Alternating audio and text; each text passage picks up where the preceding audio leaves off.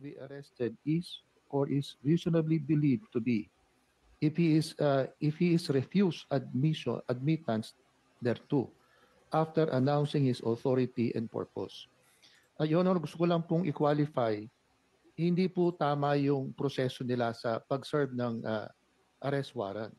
Dapat hindi po sana ganun. Dapat nagpresenta muna sila, nagsama, gaya po ng sabi po ni Ginoong Chairman, dapat dala-dala nila yung uniformadong PNP officer at yun ang pagsaserve nila. Kasi kung intelligence yung purpose nila, hindi sila yung mag-a-arrest. Dapat merong arresting officer talaga na nakasuot ng uniforme at merong body-worn camera.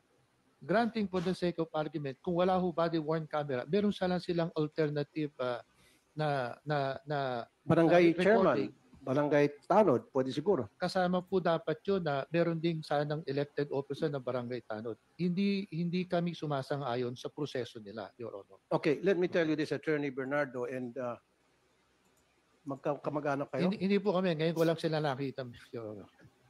Medyo malungkot nga lang eh. Okay.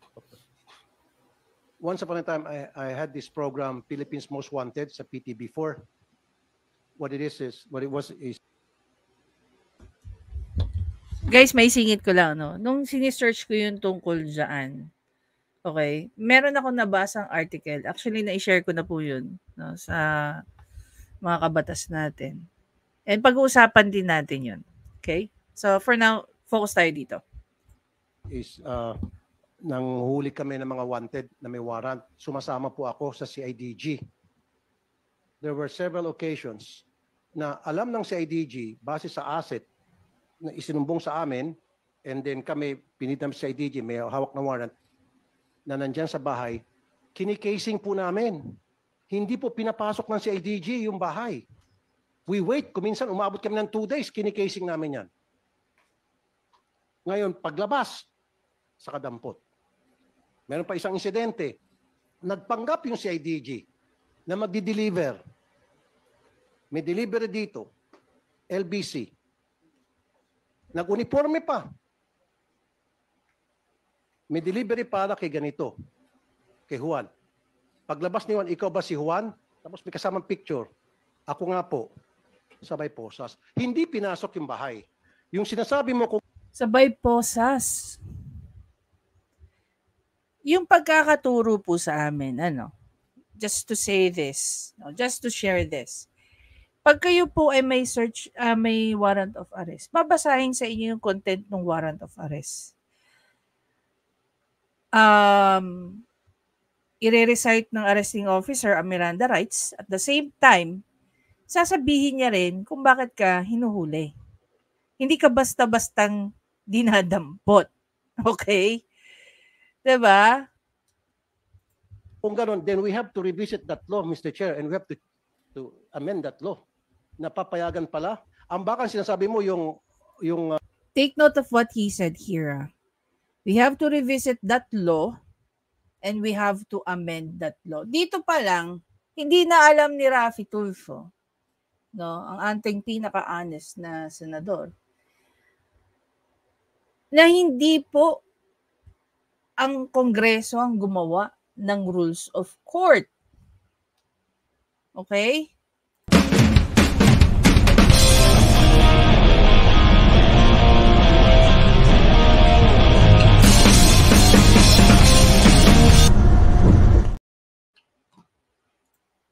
Basa tayo, guys.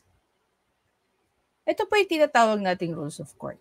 Okay? The 1997 Rules of Civil Procedure as amended, Rules 1 to 71 Rules of Court. So basically, ang gumagawa po ng Rules of Court ay walang iba kundi ang Supreme Court. Okay, nandiyan ang civil procedure, nandiyan ang criminal procedure, nandiyan ang sa evidence, nandiyan yung mga special procedures. So ayon po dito, as per resolution of the Supreme Court in Bar Matter number 803 adopted in Baguio City in April 8, 1997, pursuant to the provisions of Section 5, Article 8 of the Constitution, the Supreme Court thereby adopts and promulgates the following rules concerning the protection and enforcement of constitutional rights, pleadings, practice, and procedures in all courts. So basically, yung sinasabi ni Raffy Tulfo, yan po ay parte ng isang procedure. Kaya nga parte siya ng rules of court. Yung arrest is under po siya ng criminal procedure, which again, ang Supreme Court po ang gumagawa, hindi ang legislative, judiciary. The admission of the practice of law, the integrated bar, and legal assistance to the underprivileged. Okay. And titles of the rule. This rule shall be known and cited as the rules of court. In what courts applicable, the rules shall apply in all courts except otherwise provided by the Supreme Court. Okay. Cases governed. These rules shall govern the procedure to be observed in actions, civil or criminal and special proceedings. Gaya po na na-mention natin earlier, no? Even ang criminal procedure, which under criminal procedure, nandyan po ang rule para sa mga arrest. And sino ulit ang gumagawa? Ang Supreme Court.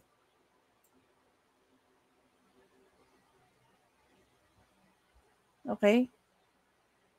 Do you expect na ang legislative na gumagawa ng batas at ini-interpret ng judiciary ang gagawa ng mga rules sa court?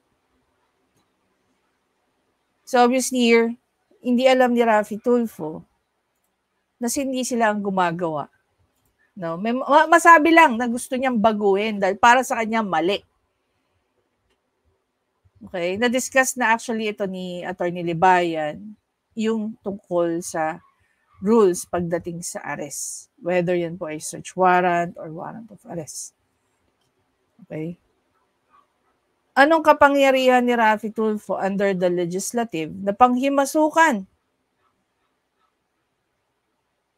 ang poder, no? O ang baluarte ng judiciary para sabihin niya kailangan niyang baguhin na ayon sa kanyang kagustuhan, no? Based sa kanyang opinion.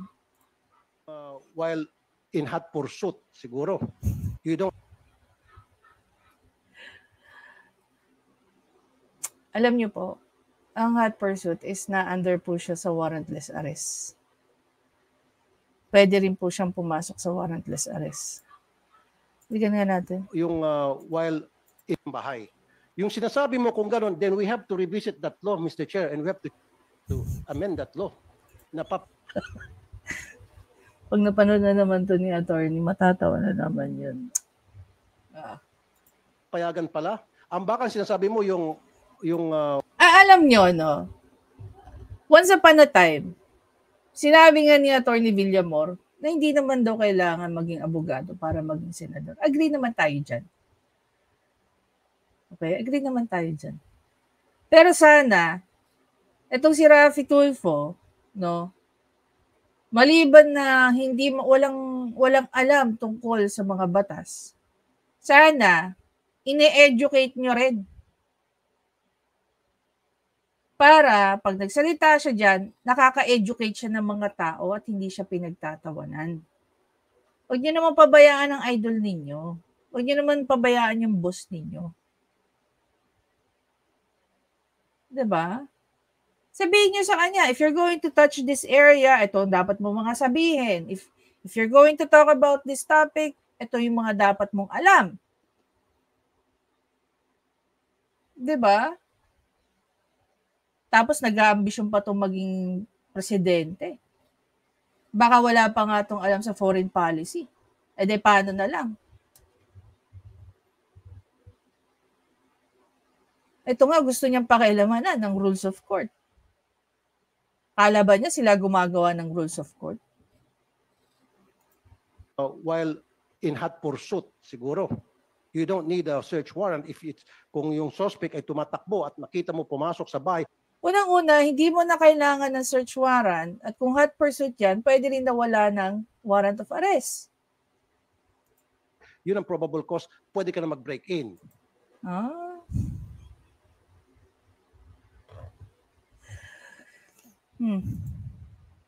In pursuit of a suspect. Pero kung yung, Mr. Chair, yung base lamang sa sabi-sabi ng asset na sa bahay ni Attorney Bernardo, yung suspect, papasukin na agad, payag ka, papasukin na agad, magbe-break in, dala lang warrant of arrest, how would you feel? Anong pinong sa batas na yan na binasa mo sa akin? We arrested is or I don't know. Siguro, ako nga nag-aaral pa lang, no?